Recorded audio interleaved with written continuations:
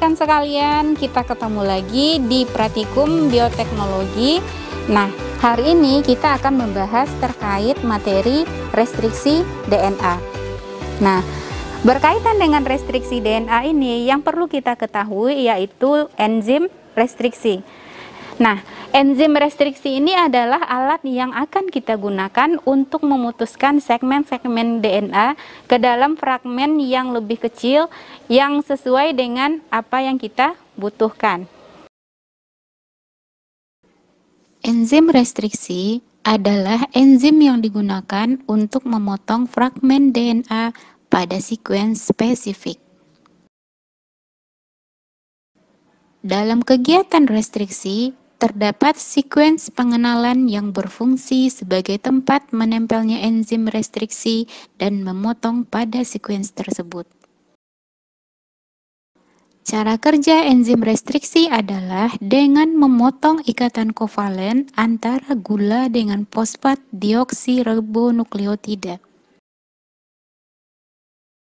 Ada dua tipe hasil pemotongan enzim restriksi, yaitu yang pertama, ujung rata atau blend end.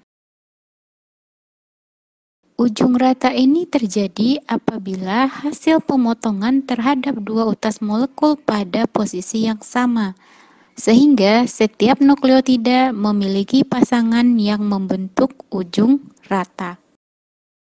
Yang kedua, ujung kohesif atau sticky end. Ujung kohesif terjadi apabila hasil pemotongan terhadap dua utas molekul dipotong pada posisi yang tidak sama, sehingga ujungnya tidak rata karena ada beberapa utas nukleotida yang menonjol. Enzim restriksi ini memiliki kemampuan untuk berikatan dengan molekul DNA, dan ini akan menyebabkan terjadinya hidrolisis pada ujung 5 aksen dari ikatan fosfodiester molekul DNA. Dengan kehadiran enzim restriksi ini akan menyebabkan terbatasnya perkembangan bakteriopak di dalam sel inang. Nah, terkait bagaimana cara kerja atau prosedur kerja restriksi DNA akan diperagakan oleh Maitesha Octavioni. Hai, saya Maitesha Octavioni. Pada kesempatan ini akan menjelaskan prosedur pelaksanaan restriksi DNA. Adapun bahan yang digunakan, pertama ada DNA plasmid yang belum terrestriksi. Selanjutnya enzim restriksi, di mana yang kita gunakan adalah enzim BG3. Selanjutnya buffer restriksi, kemudian air atau water. Selanjutnya ada tubes 0,2 mili, tip, dan mikropipet. Kemudian water bath yang sudah diatur suhunya dengan 37 derajat Celcius sebagai tempat inkubasi. Kita masuk ke cara kerjanya. Yang pertama kita tambahkan ke dalam tub adalah water sebanyak 15 mikroliter.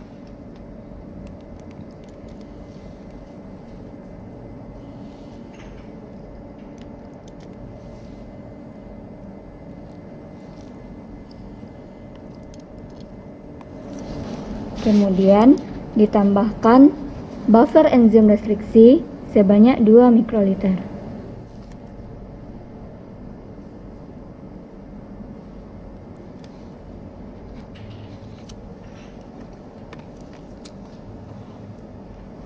Penambahan buffer ini juga dilakukan untuk tub 2 dan 3.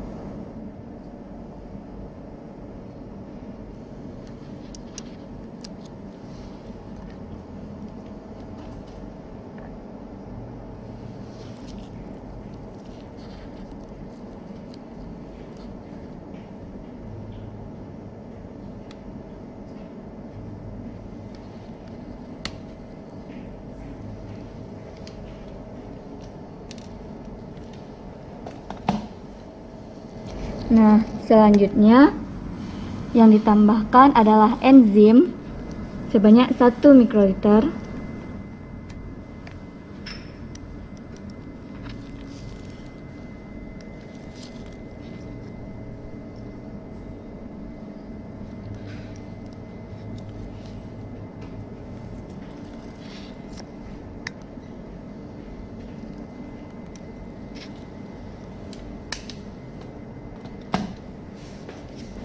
Selanjutnya, ditambahkan DNA plasmid sebanyak 2 mikroliter.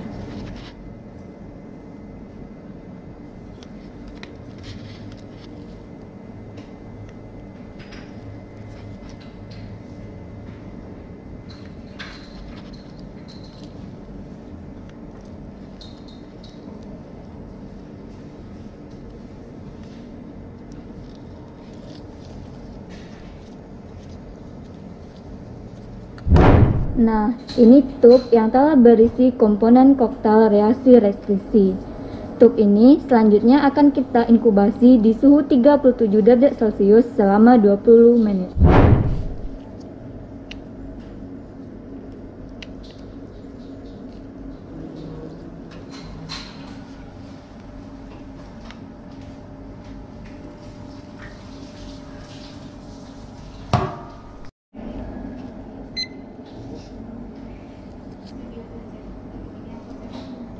Nah, untuk elektroforesis, selain kita menggunakan reaksi restriksi, kita juga memerlukan 1 Kb sebagai marker ukuran dari DNA yang akan kita ukur.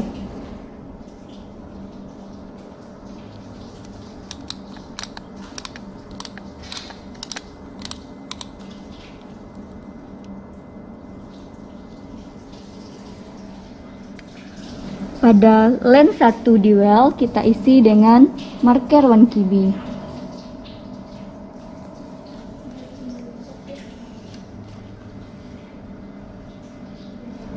Selanjutnya, pada lens 2 kita masukkan DNA yang belum terrestriksi.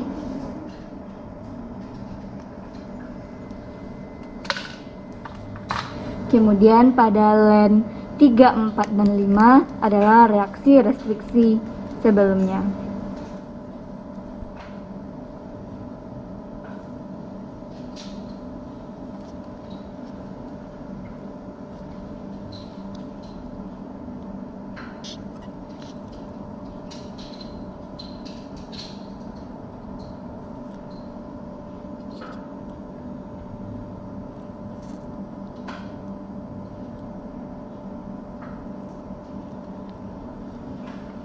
Nah, selanjutnya bak elektroforesis kita tutup.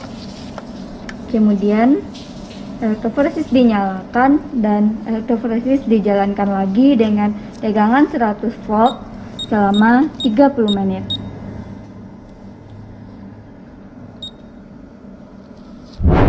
Setelah 30 menit, gel agaros kita visualisasikan lagi dengan gel documentation system yang dipapari dengan sinar UV.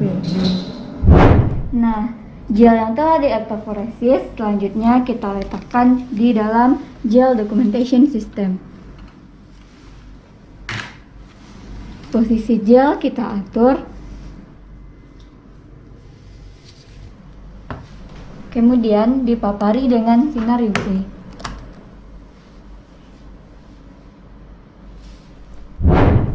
Nah, inilah gel yang bisa kita visualisasikan. Lens pertama merupakan 1 Kb marker, yang kedua adalah DNA plasmid yang belum terrestriksi, selanjutnya 3, 4, dan 5 adalah DNA plasmid yang telah direstriksi dengan enzim Bg3. Demikian prosedur pelaksanaan restriksi DNA yang telah kita lakukan. Oke, bagaimana rekan-rekan sekalian? Setelah diperagakan cara kerja oleh Maitesha Octavioni, diharapkan perhatikan sekalian bisa mengetahui prinsip dasar dari restriksi DNA. Dan harapannya nanti saudara-saudara perhatikan bisa bekerja secara mandiri pada saat praktikum dasar-dasar bioteknologi di laboratorium. Oke, sekian dulu untuk pertemuan kita hari ini. Kita ketemu lagi di materi-materi selanjutnya. Salam.